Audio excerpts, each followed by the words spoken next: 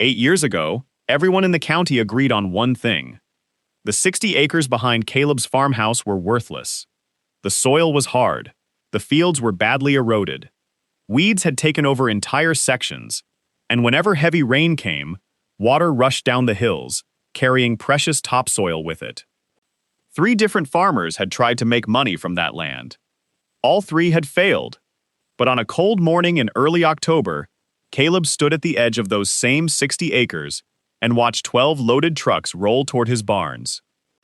Inside them was a harvest worth nearly $500,000. And the strangest part was this. Caleb hadn't discovered buried treasure. He hadn't inherited a fortune. He hadn't found some miracle seed. He had simply spent 8 years learning something everyone else had been too impatient to learn: how to bring damaged soil back to life. If you enjoy stories about hardworking farmers, real agricultural lessons, and unexpected transformations, stay with me. Because Caleb's first year almost convinced him to walk away from the farm forever. Caleb was 17 when his father first showed him the 60 acres. They stood behind the family farmhouse, separated from the main fields by an old wooden fence. From a distance, the property looked more like abandoned pasture than farmland. Bare patches of dirt covered the hillsides. The topsoil had washed away in several places. Old drainage ditches had collapsed. And weeds grew taller than the remaining crops. His father, Daniel, stood beside him, with his hands buried inside the pockets of his worn work jacket. Then he pointed toward the fields. "That's yours someday." Caleb looked at him. He couldn't believe it. His father was serious. But Caleb couldn't understand why he would give his son land that everybody else considered useless. Then his father explained. His grandfather had once tried farming those same acres, but the land had slowly become harder to work. Year after year, the soil lost its strength. Crops became weaker. Rain washed more soil away. Eventually, people stopped trying, and the 60 acres became known around the county as the land nobody wanted. Some neighbors even joked that the only thing that would grow there was thistles. But Caleb kept wondering about something. If the land had once been productive, what had changed? After finishing high school, Caleb decided to find out. And instead of immediately buying expensive equipment or planting another crop, he started with something much simpler. He collected soil samples from the hilltop, from the low field, from the eroded sections, and even from the areas where weeds seemed to grow the thickest. Then he sent the samples away for testing. When the results came back, Caleb finally understood part of the problem. The soil had serious nutrient imbalances. Some areas were badly depleted. Other sections had become compacted, making it difficult for water and roots to move properly. The soil structure itself had deteriorated. Caleb realized something important. The land wasn't necessarily dead. It was damaged. And damaged soil could be rebuilt. But rebuilding it would not happen in one season. That became Caleb's first major lesson. You can't repair years of neglect with one good harvest. So Caleb planted corn during his first year. It seemed like the obvious choice. His neighbors grew corn. His father had grown corn. The local elevators were built around corn. So Caleb planted. And that autumn, the harvest was terrible. Some sections barely produced enough to justify the seed. The plants were uneven. The hills were thin. And when Caleb finally calculated the numbers, he had lost money. That evening, he sat alone on the farmhouse porch, staring across the fields. His father eventually sat beside him. After several minutes, Caleb finally admitted that he didn't know if he could fix the farm. His father looked at him and simply said, "Good." Caleb turned toward him. He didn't understand. But his father explained, sometimes realizing that you don't know something is the beginning of learning. That night, Caleb opened his soil reports again, and he stopped asking one question: what crop should I plant? Instead, he started asking another: what does the soil need? That small change in thinking would eventually transform the farm.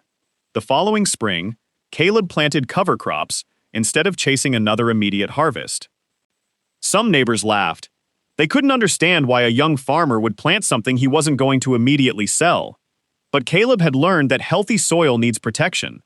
Cover crops could help protect the ground from erosion. Their roots could improve soil structure. And when managed correctly, plant material could return organic matter to the soil.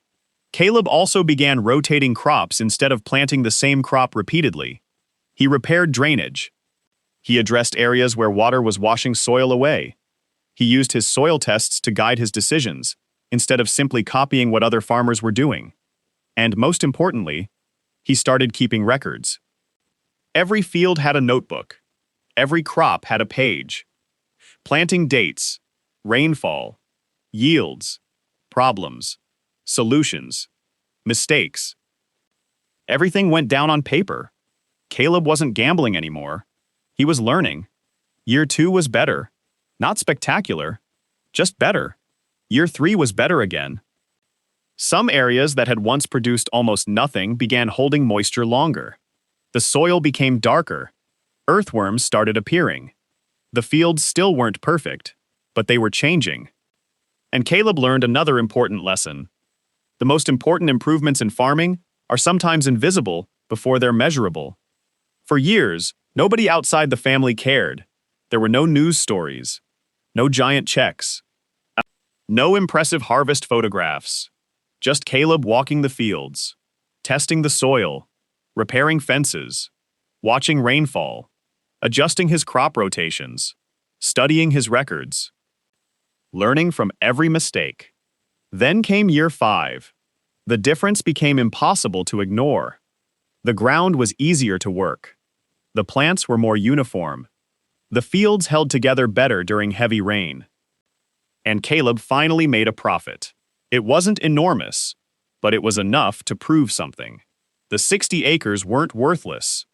They had simply been waiting for someone willing to understand them. By year 6, Caleb faced a new challenge. The land was improving, but he didn't want to make the same mistake he had made when he was 17. He didn't want to grow a crop simply because everyone else was growing it. So he studied his market. He studied the soil. He looked at sunlight. He considered water availability. And he chose a higher value crop rotation that fit the recovering ground. It was risky. If the weather turned against him, the investment could hurt badly. But Caleb wasn't guessing anymore. He had 6 years of records behind his decisions. And that distinction mattered.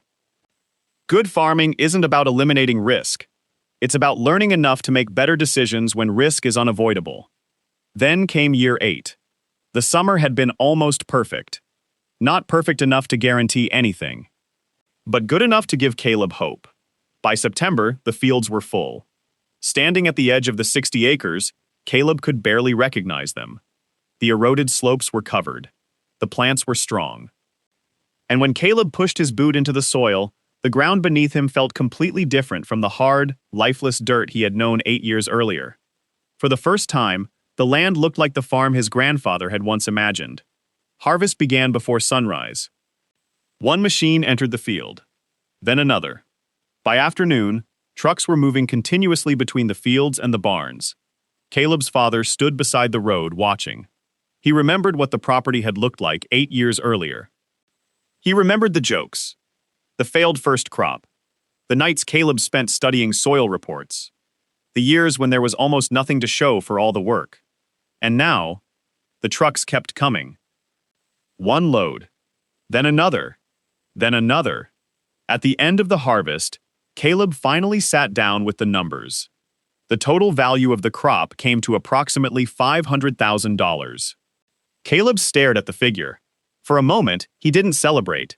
He simply looked out the window toward the 60 acres, because he knew the money wasn't really the story. The following Saturday, several neighbors came by. Some wanted to congratulate him. Others wanted to know what seed he had used.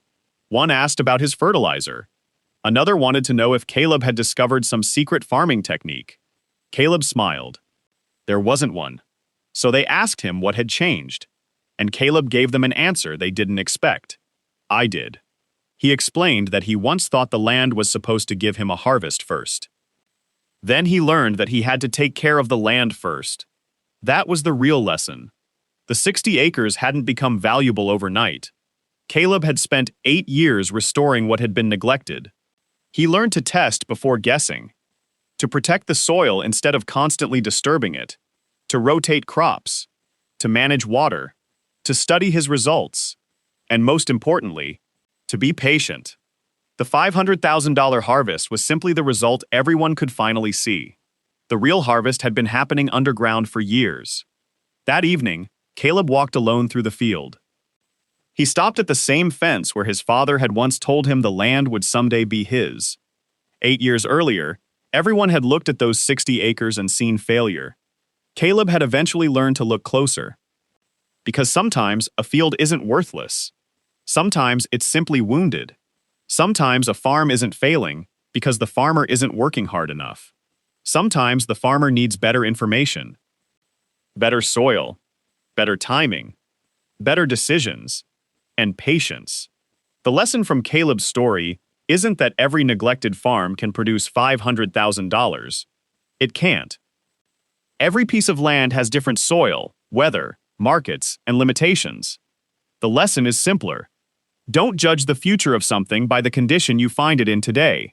A field can recover. A farm can change. And sometimes, the biggest harvest begins long before anything grows above the ground. If this story taught you something about farming, soil, or patience, subscribe to Farmlore Secrets, because around every forgotten field, there may be a lesson waiting to grow.